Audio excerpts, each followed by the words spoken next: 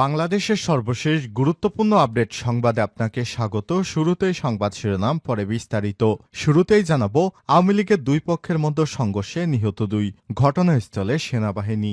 নরসিংদী রায়পুরায় আধিপত্য বিস্তারকে কেন্দ্র করে আওয়ামী লীগের দুই পক্ষের মধ্যে সংঘর্ষ হয়েছে। এতে ধারালো অস্ত্রের আঘাতে গুলিবিদ্ধ হয়ে এক নারীসহ 2 জন নিহত হয়েছে। আহত হয়েছে আরও 10 জন। আর 7 ডিসেম্বর জেলা রায়পুরা উপজেলা মেতিকান্দা এলাকায় এই ঘটনা ঘটে।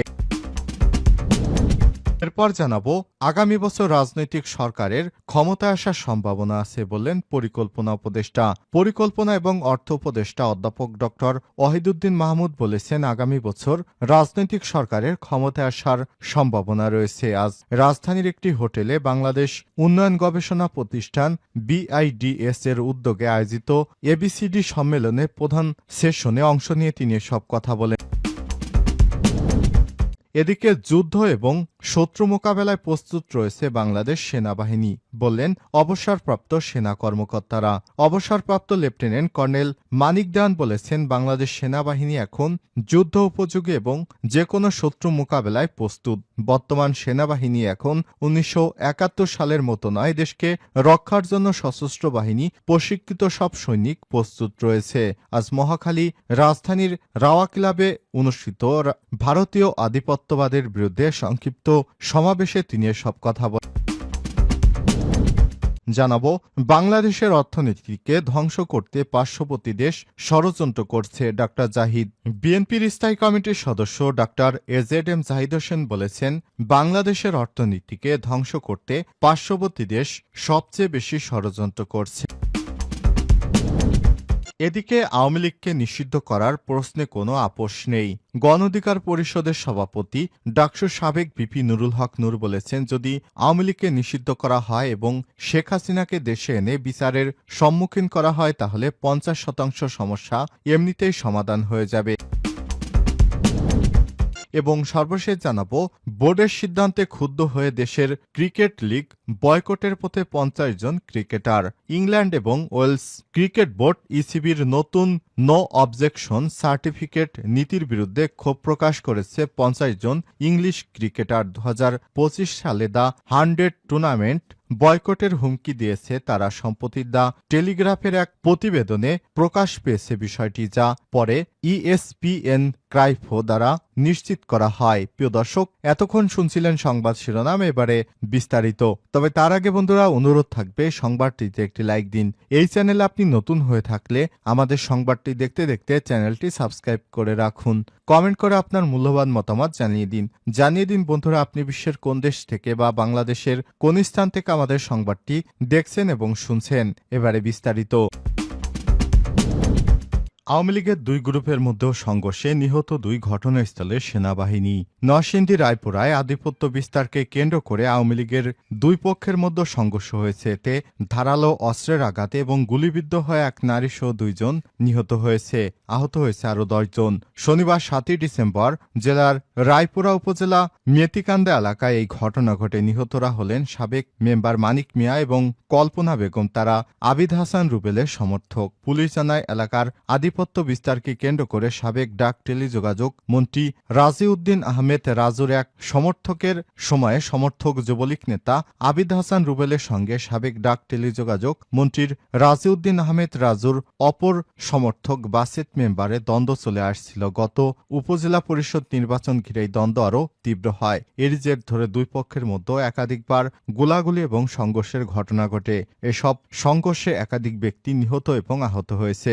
সর্বশেষ উপজেলা নির্বাচনে প্রতিদ্বন্দ্বী প্রার্থী সুমন মিয়াকে পিটিয়ে হত্যা করে যুবলীগ নেতা আবিদ হাসান রুবেল ও তার সমর্থকরা সম্প্রতি মামলার জামিন নিয়ে এলাকায় এসে নিয়ন্ত্রণের চেষ্টা চালায়। এতে প্রতিপক্ষ বাসেত মেম্বার গ্রুপের সমর্থকেরা বাধা দেয়, ফলে উভয় পক্ষের মধ্যে উত্তেজনা বিরাজ করছিল। শনিবার ভোরে গোলাবারুদ ও দেশীয় অস্ত্রশস্ত্র নিয়ে দুই পক্ষ সংঘর্ষে জড়ায়। এ সময় প্রতিপক্ষ হামলা চালিয়ে আবিদ হাসান রুবেলের সমর্থক সাবেক মেম্বার মানিক মিয়া ও কল্পনা বেগম গুলিবিদ্ধ হয়। খবর পেয়ে রায়পুরা থানা পুলিশ ও সেনাবাহিনীর সদস্যরা ঘটনাস্থলে যায়, অপর পরিস্থিতি নিয়ন্ত্রণে আনে। এদিকে জোড়া হত্যাকাণ্ডের পর এলাকায় উত্তেজনা ছড়িয়ে পড়েছে, থমথমে অবস্থা বিরাজ করছে। পরবর্তী পরিস্থিতি নিয়ন্ত্রণে আনতে এলাকায় সেনাবাহিনীর সদস্য মোতায়েন করা হয়েছে। আগামী বছর রাজনৈতিক সরকারের ক্ষমতায় আসার সম্ভাবনা আছে বললেন পরিকল্পনা এবং অর্থ উপদেষ্টা অধ্যাপক ডক্টর ওয়াহিদুদ্দিন মাহমুদ বলেছেন, আগামী বছর রাজনৈতিক সরকারের ক্ষমতায় আসার সম্ভাবনা আছে। শনিবার 7 ডিসেম্বর সকালে রাজধানীর একটি হোটেলে বাংলাদেশ উন্নয়ন গবেষণা প্রতিষ্ঠান BIDS এর উদ্যোগে আয়োজিত ABCD সম্মেলনে প্রথম সেশনে অংশ নিয়ে তিনি এসব কথা বলেন। ডক্টর ওয়াহিদুদ্দিন মাহমুদ বলেন, রাজনৈতিক আয় বৈষম্য এই মুহূর্তে বড় একটি দুশ্চিন্তার বিষয়। বৈষম্য দূর করতে মানবসম্পন্ন শিক্ষা দরকার। এখান থেকে অনেক দূরে রয়েছে বাংলাদেশ। তিনি বলেন, বাংলাদেশ আর স্বল্পোন্নত দেশের কাতারে থাকার সুযোগ নেই, তবে উন্নত দেশ থেকে পাওয়া সুযোগ সুবিধা অব্যাহত রাখার ব্যাপারে আলোচনা চলমান। অনেক দেশই ইতিবাচক সাড়া দিয়েছে। বাংলাদেশকে এগিয়ে নিতে আমাদের চেষ্টা অব্যাহত রয়েছে। বাংলাদেশকে যেন ভবিষ্যতে আরও ভালো পর্যায়ে নিয়ে যাওয়া যায়, সেজন্য কাজ করছে অন্তর্বর্তীকালীন সরকার। যুদ্ধ শত্রু মোকাবেলায় প্রস্তুত সেনাবাহিনী, অবসরপ্রাপ্ত সেনা কর্মকর্তা। অবসরপ্রাপ্ত লেফটেন্যান্ট কর্নেল মানিক দেওয়ান বলেছেন, বাংলাদেশ সেনাবাহিনী এখন যুদ্ধ উপযোগী এবং যে কোনো শত্রু মোকাবেলায় প্রস্তুত রয়েছে। বর্তমান সেনাবাহিনী এখন 1971 সালের মতো নয়। দেশকে রক্ষার জন্য সশস্ত্র বাহিনী প্রশিক্ষিত সব সৈনিক প্রস্তুত আছে। আর শনিবার 7 ডিসেম্বর মহাখালী রাজধানীর রাওয়া ক্লাবে অনুষ্ঠিত ভারতীয় আধিপত্যবাদের বিরুদ্ধে সংক্ষিপ্ত সমাবেশে তিনি এসব কথা বলেন। অনুষ্ঠানে আহ্বায়ক অবসরপ্রাপ্ত কর্নেল আহসানুল্লাহ বলেন, বাংলাদেশ সব ধর্মবর্ণের মানুষ যুগ যুগ ধরে সম্প্রীতির সঙ্গে বসবাস করে আসছে। শেখ হাসিনা পালিয়ে যাওয়ার পর ভারত ষড়যন্ত্র শুরু করেছে। দেশটি মনে করেছে বিগত সময় যে সব সুযোগ সুবিধা পেয়ে এসেছে এখনো পাবে। এ সময় তিনি আর বলেন, বাংলাদেশিরা তাদের কাছে এখন আর প্রভুত্ব নয়, বন্ধুত্ব চায়। পরে একটি বিক্ষোভ মিছিল জাহাঙ্গীর গেট সড়ক প্রদক্ষিণ করে আবারও রাওয়া কমপ্লেক্স মাঠে এসে শেষ হয়। বাংলাদেশের অর্থনীতিকে ধ্বংস করতে পার্শ্ববর্তী দেশ গভীর ষড়যন্ত্র করছে। ডাক্তার জাহিদ। বিএনপির স্থায়ী কমিটির সদস্য ডাক্তার AZM জাহিদ হোসেন বলেছেন, বাংলাদেশের অর্থনীতিকে ধ্বংস করতে পার্শ্ববর্তী দেশ সবচেয়ে বেশি ষড়যন্ত্র করছে। আজ জাতীয় প্রেস ক্লাবের সামনে ভারতীয় আগ্রাসনের বিরুদ্ধে আয়োজিত যুব সমাবেশে সব কথা বলেছেন তিনি। ডাক্তার AZM জাহিদ হোসেন বলেন, শেখ হাসিনা পালিয়ে যাওয়ার পর থেকে বাংলাদেশ নিয়ে ভারত নানা রকম ষড়যন্ত্র করছে। ভারত শুধু ধর্মীয় রাষ্ট্র ঘোষণা নিয়ে ক্ষান্ত হয়নি, অন্য ধর্মের মানুষকেও নির্যাতন চালাচ্ছে। তিনি আরো বলেন, বাংলাদেশের কোনো হাই কমিশনে হামলা করা মানে এদেশের উপর হামলা করা।